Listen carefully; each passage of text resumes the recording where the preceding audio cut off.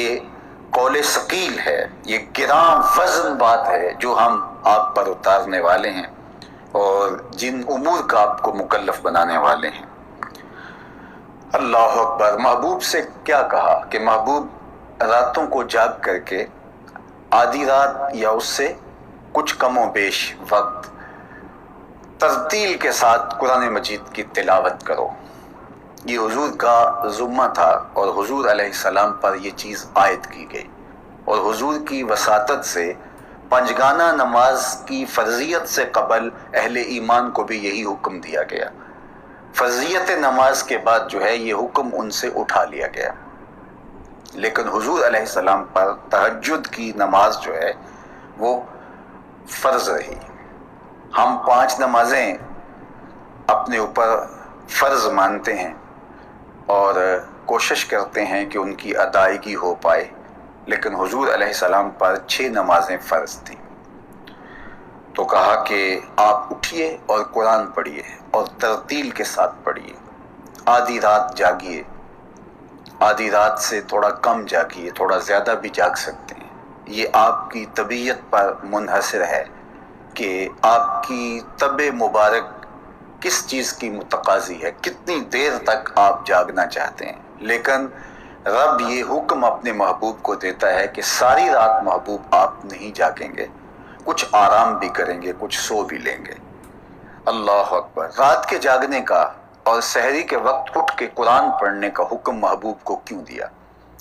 سنو، اِنَّ نَاشِئَةَ اللَّيْلِ هِیَ أَشَدُّ وَطْئًا وَأَقْوَمُ قِیلًا، بے شک رات کا اٹھنا یہ زیادہ ہے نفس پر دباؤ ڈالنے کے لیے۔ رات کے اٹھنے سے نفس کی خوب تربیت ہوتی ہے۔ دن کے وقت میں بھی اچھے اعمال بجا لانے کا ہمیں حکم ہے۔ قرآن مجید کی تلاوت دن کے اجالوں میں اور رات کی تنہائیوں میں پڑھنے کی ہمیں تلقین کی گئی ہے، لیکن تہذیب نفس کا جو بہترین ذریعہ ہے وہ رات کی تلاوت ہے۔ رات کے وقت جو اٹھ کر کے نماز میں، تہجد میں جو تلاوت کی جاتی ہے اور ان لمحات میں جو سجدے کیے جاتے ہیں، نفس پہ یہ شاق ہیں، چونکہ طبیعت اس وقت متقاضی ہوتی ہے نیند کی، اور نیند کو چھوڑ کر کے جب آپ مصلی پہ اپنے آپ کو لا کھڑا کرتے ہیں تو نفس آپ سے آرام کا تقاضا کرتا ہے اور آپ نفس کی مخالفت کر رہے ہوتے ہیں۔ تو اس لیے فرمایا کہ یہ نفس کو روندنے والی چیز ہے۔ اِنَّ نَاشِئَةَ اللَّیْلِ، رات کا جاگنا۔ تو اس پر بعض نے کہا کہ یہ عشاء سے لے کے فجر تک کا وقت ہے، ناشئۃ اللیل جو کہا گیا ہے۔ بعض نے کہا کہ یہ آدھی رات سے سحر تک کا وقت ہے۔ حضرت ام المومنین سیدہ عائشہ رضی اللہ تعالیٰ عنہ فرماتی ہیں کہ رات ایک مرتبہ سو کر جب دوبارہ اٹھیں گے تو یہ وقت ناشئۃ اللیل ہے۔ تو جب بھی آپ رات کو سو جاتے ہیں، چاہے 10 منٹ آپ کی آنکھ لگتی ہے، تو اس کے بعد جب آپ اٹھتے ہیں تو تہجد پڑھ لیجئے، اور اگر آپ تہجد پڑھتے ہیں تو وہ ناشئۃ اللیل کے زمرے میں وہ وقت آئے گا اور آپ کی وہ تہجد ہوگی۔ تو حضور علیہ السلام سے ایک تو ارشاد کیا کہ محبوب آپ رات کو جاگیں اور قرآن کی ترتیل کے ساتھ تلاوت کریں، اور اس کی وجہ کیا؟ اِنَّ نَاشِئَةَ اللَّیْلِ هِیَ أَشَدُّ وَطْئًا وَأَقْوَمُ قِیلًا۔ 2 باتیں، ایک تو رات کا جو وقت ہے، رات کا جو اٹھنا ہے، یہ نفس پر بہت دباؤ ڈالنے والا ہے۔ تہذیب نفس کا بہترین ذریعہ رات کا جاگنا ہے۔ وَأَقْوَمُ قِیلًا، اور دوسری بات، رات کا جو جاگنا ہے یہ بہت ٹھیک ہے کچھ بولنے کو، اس وقت جو تلاوت کی جاتی ہے، اس وقت جو رب سے راز و نیاز ہوتا ہے، اس وقت جو دعائیں کی جاتی ہیں، تو اس میں کوئی مخل نہیں ہوتا۔ دن کا وقت مصروفیت کا وقت ہے۔ دن میں آپ دعا کے لیے بھی یکسو ہوئے نہیں تو کوئی آپ کے معاملے میں آ کے مخل ہو گیا۔ اندرون خانہ، افراد خانہ ہی مخل ہو سکتے ہیں، اور مساجد کے اندر تو بہت سارے لوگوں کا آنا جانا رہتا ہے۔ تو بالخصوص جو لوگ بہت ساری ذمہ داریوں میں جکڑے ہوئے ہوتے ہیں، علماء ہیں اسی طرح دیگر ذمہ داران ہیں، تو ان کے تو ذمے بہت سارے کام ہیں، تو دن کو تو وہ یکسو نہیں ہو پاتے۔ اگر وہ کچھ دیر کے لیے یکسو ہونے بھی لگیں تو کوئی کام درمیان میں آ ٹپکتا ہے، تو اس لیے کہا کہ اس سے راز و نیاز کی باتیں کرنے کا بہترین وقت رات ہے۔ اللہ اکبر۔ اور قرآن مجید کی تلاوت کرنے کا بہترین وقت رات ہے، دعا مانگنے کا بہترین وقت رات ہے۔ رات کو جب آپ تہجد کے لیے کھڑے ہوتے ہیں، اس میں جب آپ تلاوت کرتے ہیں تو اس میں یکسوئی زیادہ ہوتی ہے دن کی نسبت۔ دن کے وقت بھی آپ اپنے آپ کو فارغ البال کر کے بالکل یکسو ہو کر کے مصلی پہ کھڑا کر دیتے ہیں اور ذکر فکر میں عبادت میں لگ جاتے ہیں اور تلاوت کلام مجید کرتے ہیں، لیکن اس کے باوجود بھی دن کے اوقات میں وہ یکسوئی نہیں ہو پاتی جو رات کی تنہائیوں میں ہو پاتی ہے۔ تو اس لیے دو چیزیں فرمائی کہ ایک تو رات کا اٹھنا نفس پہ شاک ہے اور نفس کا سر خوب کچلا جاتا ہے، اور دوسرا یہ ہے کہ یہ کہنے کے لیے بہترین وقت ہے اور یہ خوبصورت گھڑیاں ہیں کہ یکسوئی نصیب ہو جاتی ہے۔ ان لک فی النہار سبحا طویلا، اللہ اکبر۔ اس لیے کہ تمہارے لیے جو دن کا وقت ہے اس میں اور بہت سارے مصروفیت کے کام ہیں۔ اچھا، اس میں جو مصروفیت کے کام ہیں یہ مخاطبت حضور علیہ السلام سے ہے، اور حضور علیہ السلام کے وسیلے سے نائبین رسول کے ساتھ، حضور علیہ السلام کے غلاموں کے ساتھ بھی مخاطبت ہے۔ تو ظاہر ہے جو دیندار لوگ ہیں تو دن کے وقت بھی ان کے کام دین کے امور سے ہی متعلق ہیں۔ بہت سارے کام، تبلیغی کام، تدریسی کام، تصنیفی کام اور دیگر امور، کسی کو مسئلہ بتانا ہے، کسی کی شرعی رہنمائی کرنی ہے، کوئی استفتاء کے لیے آیا بیٹھا ہے، کوئی اپنے ذاتی مسئلے کے لیے اپنا دکھڑا بیان کرنے کے لیے آیا ہے، تو یہ سارے لمحے جو دن کے اوقات میں نپٹائے جا رہے ہوتے ہیں یہ بھی تو سراسر دین ہے۔ لیکن یہ کام یقیناً سراسر دین ہے، اس میں کوئی شک نہیں ہے، لیکن جو مالک سے ایک یکسوئی کے خاص لمحے بندے کو نصیب ہوتے ہیں وہ رات کو ہی نصیب ہوتے ہیں۔ اس لیے دن میں دنیاوی کام نہ صحیح، دینی کام ہی صحیح، سراسر دینی کام اللہ ان کو قبول فرماتا ہے، اور اللہ جل شانہ اپنے بندے سے ان کاموں کا تقاضا بھی کرتا ہے۔ لیکن کچھ وقت ایسا ہونا چاہیے جب عبد اور معبود کے درمیان کوئی بھی نہ آئے، جب عبد ہو اور معبود ہو، خالق اور مخلوق ہو۔ اس لیے ارشاد فرمایا ان لک فی النہار سبحا طویلا، دن میں تو بہت لمبے کام ہیں، بہت مصروفیات ہوتی ہیں، گو وہ دینی ہی ہوں، گو وہ خیر کی مصروفیات ہی ہوں، لیکن بہرحال وہ مصروفیات ہوتی ہیں اور رب کے ساتھ نہیں ہو پاتا۔ تو اس لیے کہا کہ رات کو اٹھیے، ناشیۃ اللیل، رات کے وہ خاص لمحے جب نفس کی سرکوبی بھی ہوتی ہے اور اللہ سے کانٹیکٹ کرنے کا، اس سے رابطہ کرنے کا، اس سے جڑنے کا ایک بہترین وقت ہوتا ہے اور بات کرنے کے لیے پوری یکسوئی ہوتی ہے۔ اور پھر فرمایا وَاذْكُرِ اسْمَ رَبِّكَ وَتَبَتَّلْ إِلَيْهِ تَبْتِيلًا، اور اپنے رب کے نام کی تسبیح بولیے، اپنے رب کے نام کا ذکر کیجئے، رب کے نام کے ترانے پڑھیے۔ اللہ اکبر، اپنے رب کے نام کا ذکر کیجئے، وَتَبَتَّلْ إِلَيْهِ تَبْتِيلًا، اور سب سے کٹ کر کے اسی کے ہو جائیے۔ ایک لمحہ تمہیں ایسا بھی میسر ہونا چاہیے اپنے اوقات زندگی میں جس میں تمہارے اور تمہارے رب کے درمیان کوئی بھی نہ ہو۔ تو کہا وَتَبَتَّلْ إِلَيْهِ تَبْتِيلًا، سب سے کٹ کے، الگ تھلگ ہو کے، بالکل یکسوئی کے ساتھ تم اپنی زندگی کے وہ لمحے اپنے رب کے ساتھ جوڑ دو۔ جس طرح ایک روایت میں فرمایا لی مع اللہ وقت لا یسعنی فیہ نبی مرسل ولا ملک مقرب، میرا اور میرے رب کا معاملہ کبھی ایسا ہوتا ہے درمیان میں نہ کوئی فرشتہ ہوتا ہے، نہ کوئی رسول اور پیغمبر ہوتا ہے، مخلوق تو دور کی بات ہے، وہاں میرا اور میرے رب کا ہی معاملہ ہوتا ہے۔ تو یہ یکسوئی کے لمحات ہیں، تو ہمیں بھی حضور علیہ الصلوۃ والسلام کے سینے سے نور لے کے اپنی زندگی میں کچھ ایسے اوقات مقرر کرنے چاہیے، اور وہ بہترین وقت میرے رب نے خود بیان فرمایا ناشیۃ اللیل ہے، وہ سحری کا وقت ہے، وہ رات کے لمحے ہیں، وہ پچھلے پہر کی مبارک گھڑیاں ہیں جب رحمتیں چھم چھم اتر رہی ہوتی ہیں اور اللہ کی رحمتیں بندے کا استقبال کر رہی ہوتی ہیں. تو اس وقت اگر اللہ کے حضور کھڑے ہو کے ربط قائم کیا جائے تو وہ اللہ کے ساتھ جڑنے کا بہترین وقت ہے. تو کہا وَتَبَتَّلْ إِلَيْهِ تَبْتِيلًا، سب سے کٹ کر کے اسی کے ساتھ جڑ جائیے اور اسی کے ساتھ ہو جائیے. اللہ اکبر. مکمل تبتل کہ زندگی میں آپ ہمیشگی کے ساتھ اللہ سے جڑ جائیں اور بندوں سے کٹ جائیں. شریعت اسلامیہ نے اس کی اجازت نہیں دی. لا رہبانیت فی الاسلام، دین میں رہبانیت نہیں ہے کہ سب سے کٹ جائیں، ترک تعلق کر دیں، دنیا سے ربط ختم کر دیں، واسطہ نہ رہے، بیوی بچے شادی کچھ بھی نہ ہو. نہیں کہا تیرے جسم کا تیرے اوپر حق ہے، تیرے اہل کا، تیرے بچوں کا، خاندان کا تیرے اوپر حق ہے، بلکہ فرمایا تیرے مہمان کا تیرے اوپر حق ہے. تو ان کے حق کو ادا کریں اور بھرپور انداز سے ادا کریں. جب ان کے ساتھ جڑے ہیں تو ان کے ساتھ جڑے ہوئے ہیں اور اللہ کی رضا کے لیے آپ مکمل ان کو توجہ دے رہے ہیں، پورے انہماک کے ساتھ ان کی بات سن رہے ہیں، مہمان نوازی کر رہے ہیں، ان کے لیے کھانا پیش کر رہے ہیں، تو پورا انہماک، پوری توجہ.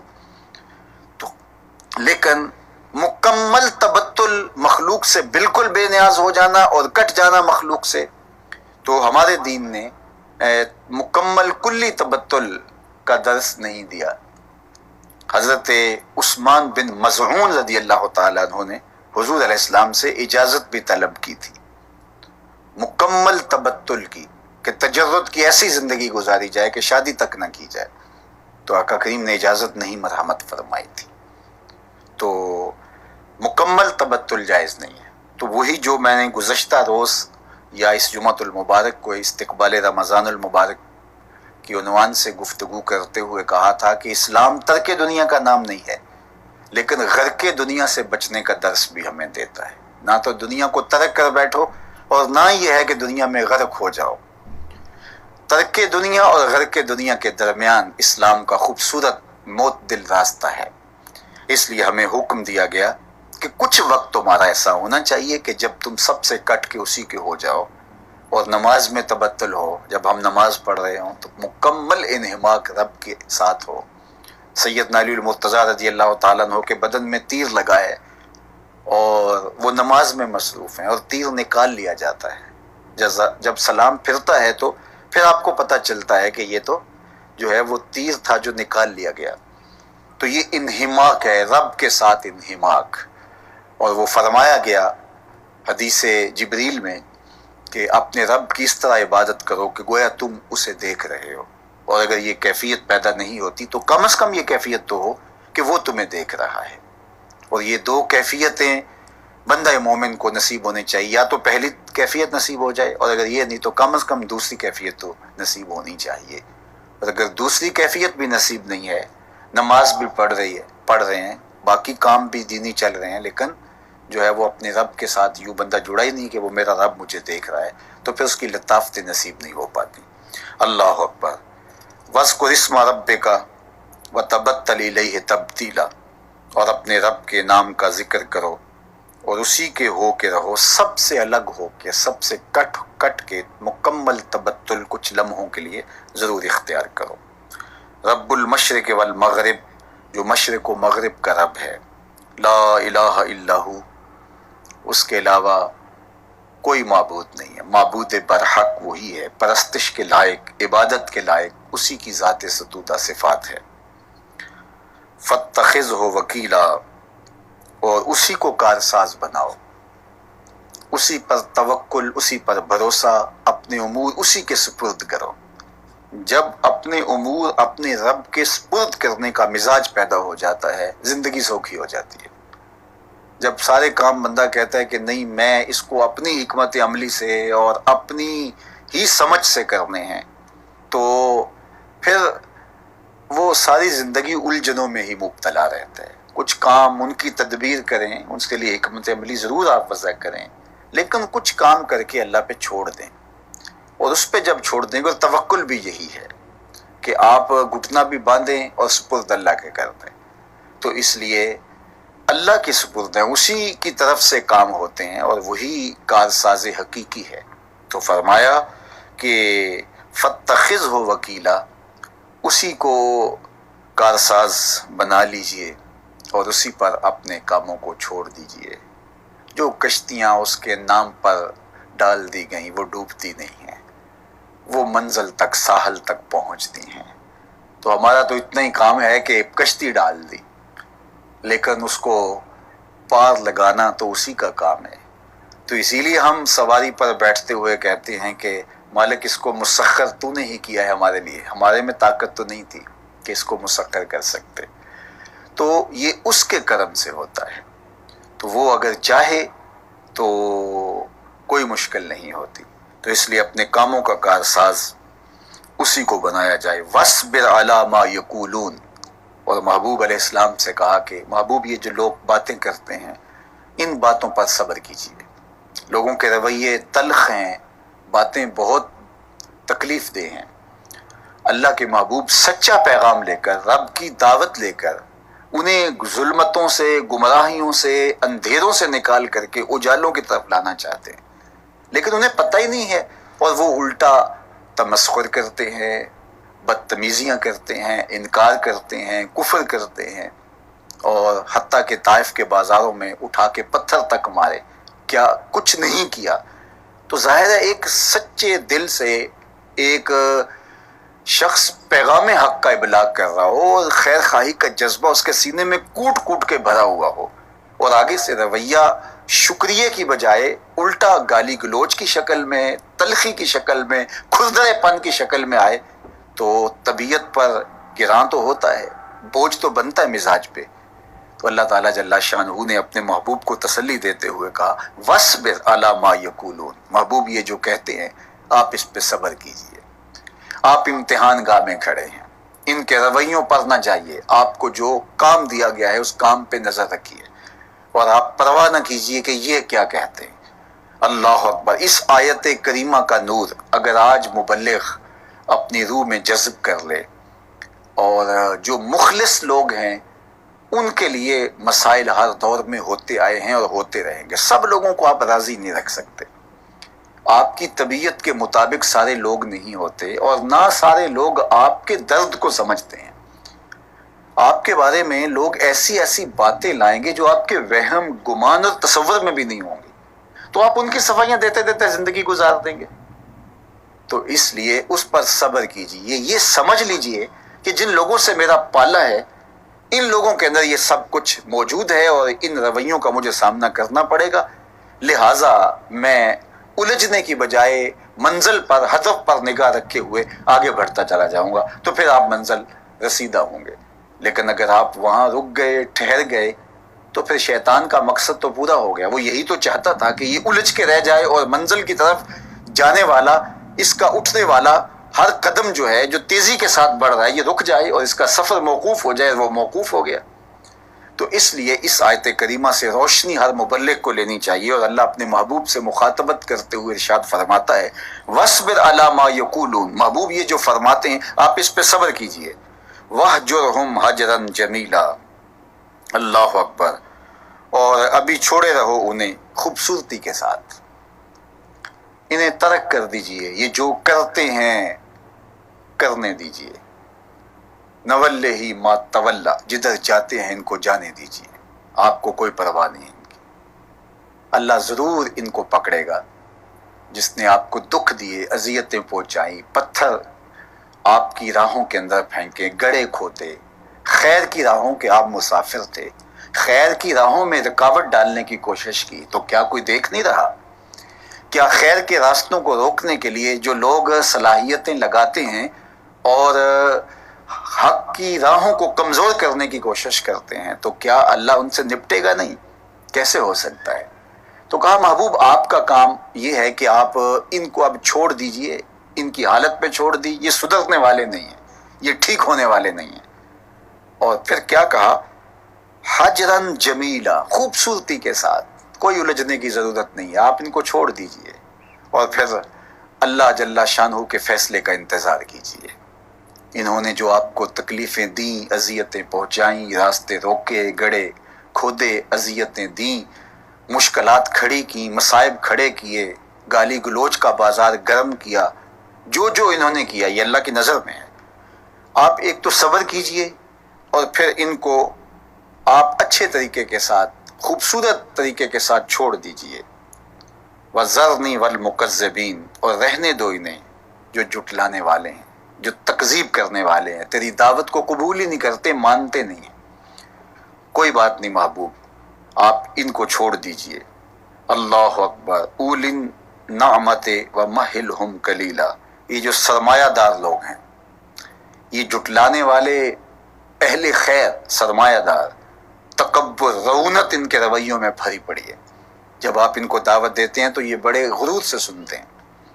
تو محبوب آپ تو ان کی ہمدردی کے لیے، ان کے معاد کے لیے، ان کی آخرت کے لیے، ان کے باطن کی روشنی کے لیے سب کچھ کر رہے ہیں، لیکن دولت مند کے دل میں، دماغ میں یہ چیز آ گئی ہے کہ یہ مجھے جو تبلیغ کر رہا ہے شاید اس کو میری ضرورت ہے، دین کو میری ضرورت پڑ گئی ہے، لہٰذا میری طرف جو ہے وہ یہ رجحان ہے.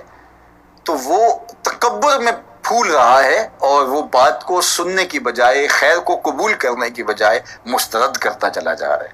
تو کہا اے محبوب جو سرمایہ دار جھٹلانے والے ہیں آپ ان کو چھوڑ دیجئے، نہیں مانتے نہیں سنتے تو کوئی بات نہیں ہے. وَمَهِّلْهُمْ قَلِيلًا اور انہیں تھوڑی سی مہلت دیجئے، ذرا سی مہلت انہیں دے دیجئے. اِنَّا لَدَيْنَا أَنْكَالًا وَجَحِيمًا ہمارے پاس بھاری بھاری بیڑیاں رکھی ہوئی ہیں، یہ ہم سے کیسے بھاگ سکیں گے. اِنَّا لَدَيْنَا بے شک ہمارے پاس أَنْكَالًا وَجَحِيمًا ہمارے پاس بھاری بیڑیاں ہیں اور بھڑکتی ہوئی آگ ہے.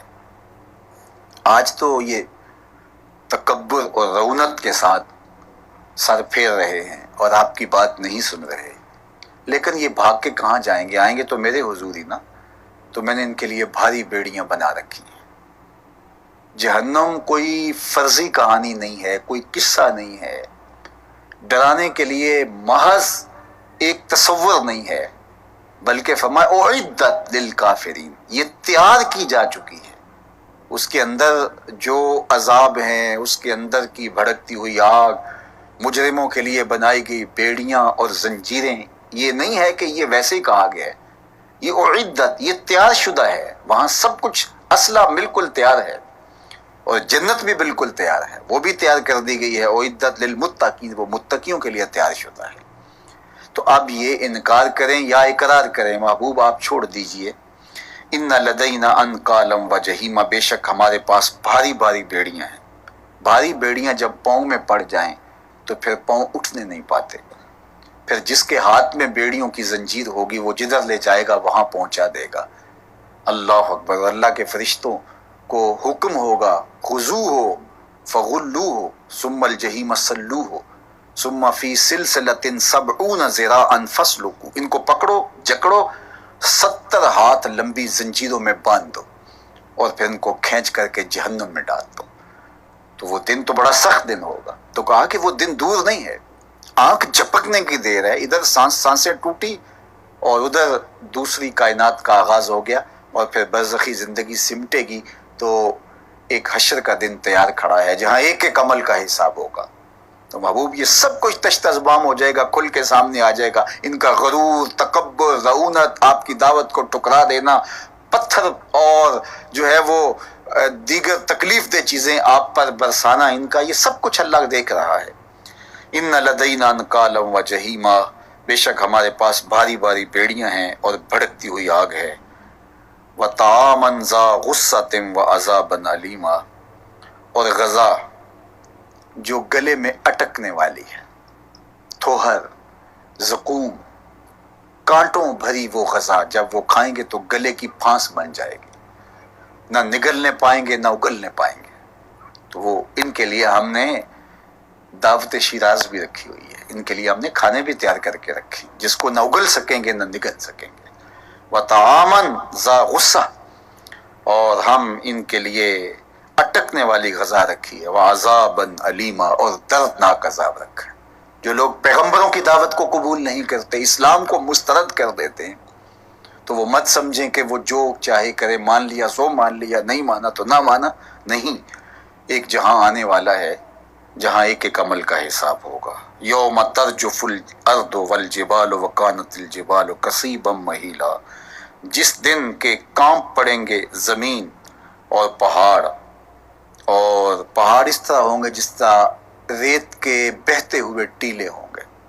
کبھی آپ نے کسی صحرائی علاقے میں ریت کے بڑے بڑے ٹیلے دیکھیں، تھوڑا سا پاؤں لگائیں تو وہ سرک کے بہہ جاتا ہے، یا تھوڑی ہوا چلے تو ہوا کے دباؤ سے وہ سارا ٹیلا سرک کے دوسری جگہ پہ چلا جاتا ہے.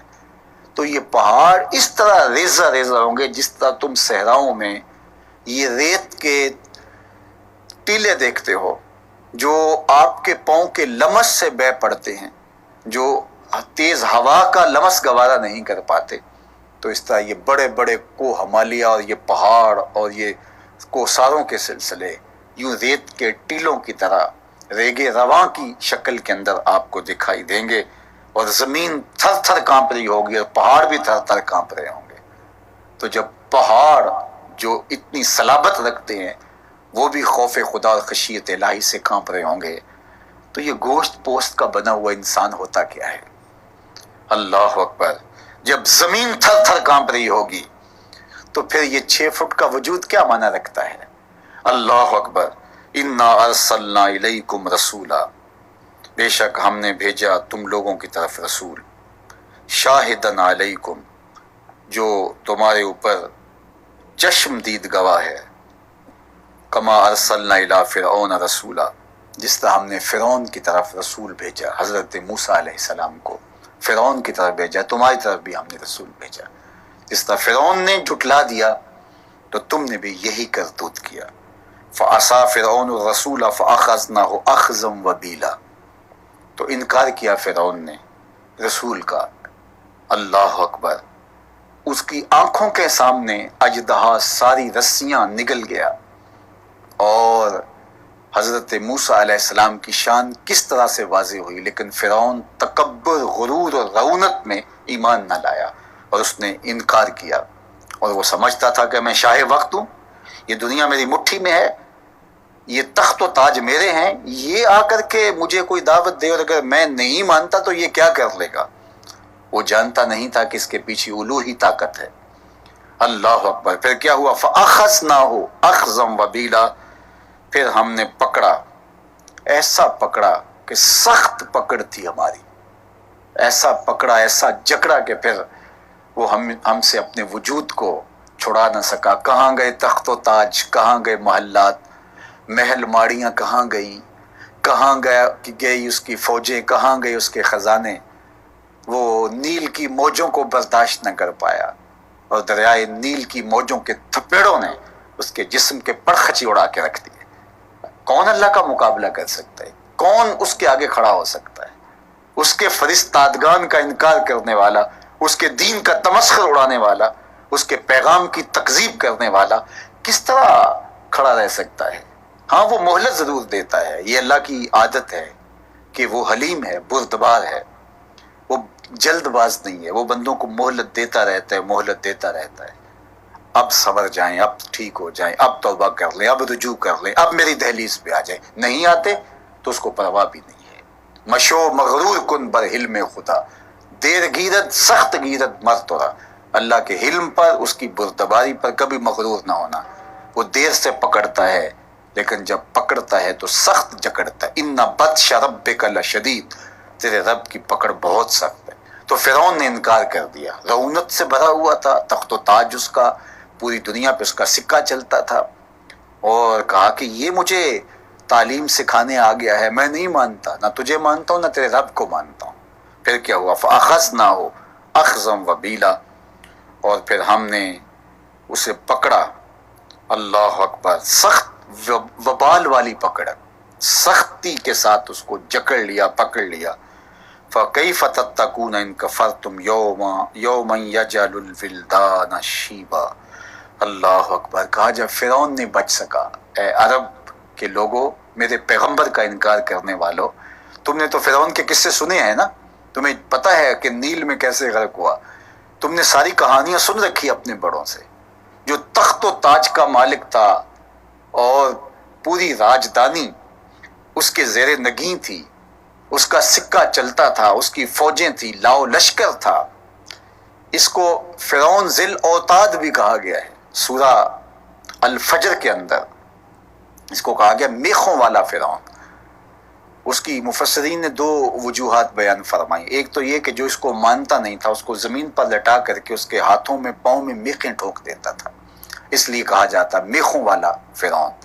اور یا پھر جب اس کا لشکر چلتا تھا تو لشکر نے جہاں خیمہ زن ہونا ہوتا تو جو خیمے لگائے جاتے اور خیموں کی تنابیں اور رسیاں جن کلیوں کے ساتھ باندھی جاتی، میخوں کے ساتھ باندھی جاتی، ان میخوں کو 70 اونٹ اٹھاتے.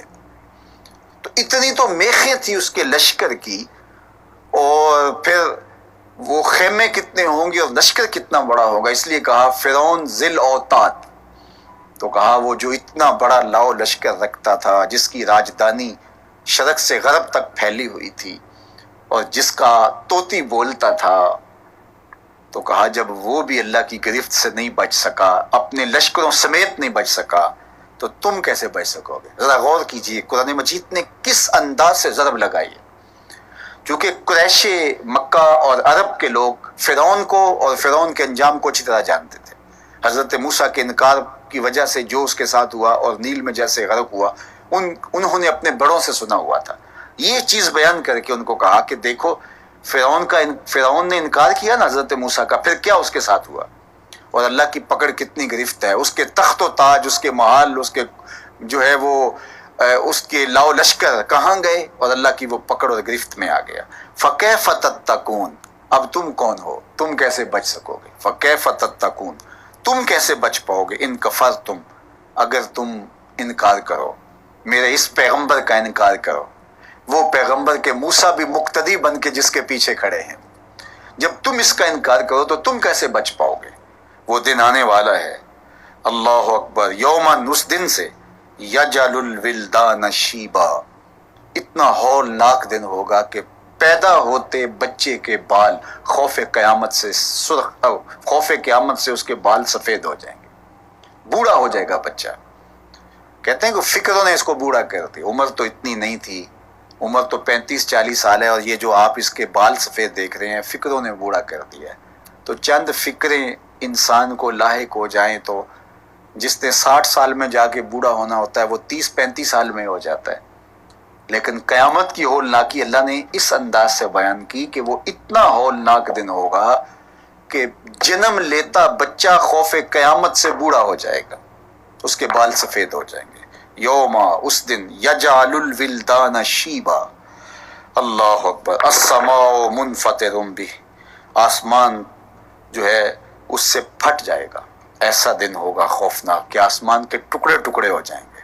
جب آسمان ٹکڑے ہو رہا ہوگا تو کیسا دردناک منظر ہوگا. بجلی کڑکے تو دل سینے میں دہلنے لگتے ہیں، تو جب آسمان سامنے ٹکڑے ہوتے دیکھیں گے لوگ. کانا وعدہ مفعولا، یہ اللہ کا سچا وعدہ ہے جو ہو کے رہنا ہے.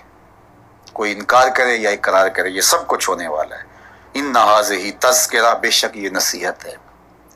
یہ جو قرآن بتا رہا ہے یہ ساری چیزیں یہ نصیحت ہے.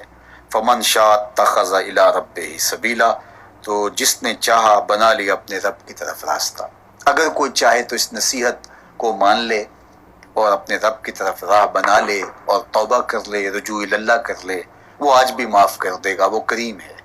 لیکن اگر کوئی شخص، قرآن مجید بار بار بتا رہا ہے، یہ تذکرہ ہے، یہ نصیحت ہے، یہ تمہیں جھنجھوڑ کے بتا رہا ہے کہ یہ دیکھو ماضی میں کیا ہوا اور آنے والا دور، اس کا نقشہ تمہارے سامنے رکھ رہا ہے.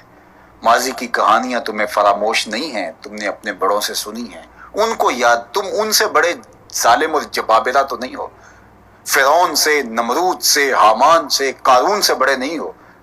تو جب اللہ کی گرفت سے وہ بھی نہیں بچ سکے ایک پیغمبر کا انکار کرنے کی وجہ سے، اللہ کی طرف سے آنے والی دعوت کو مسترد کرنے کی وجہ سے، تو جو انبیاء کا سردار ہے، امام الانبیاء ہے، اس کی دعوت کو مسترد کرنے پر اللہ تمہیں یوں ہی چھوڑ دے گا.